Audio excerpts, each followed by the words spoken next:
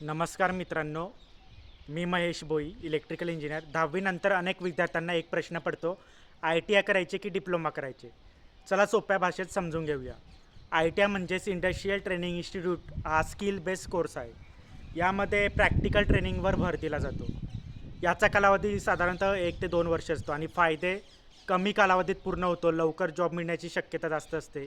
Electrician, fitter, welder यांसारख्या trace उपलब्ध असतात. आणि डिप्लोमा इंजिनिअरिंग यामध्ये डिप्लोमा हा टेक्निकल इंजिनिअरिंग कोर्स आहे. याचा कालावधी 3 वर्ष असतो.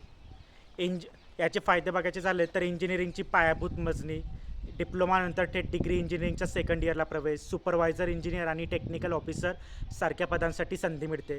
जर तुमचे उद्दिष्ट लवकर स्किल शिकून जॉब मिळवणे असेल तर ITI हा चांगला पर्याय आहे.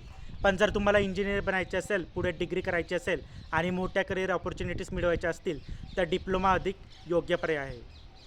ITI तुम्हाला स्किल टेक्निशियन बनवते तर डिप्लोमा तुम्हाला इंजिनियर बनण्याचा मार्ग देते. निर्णय घेताना तुमचे करिअर गोल लक्षात ठेवा. फॉलो करा अशाच इंजिनिअरिंग करिअर गायडन्ससाठी.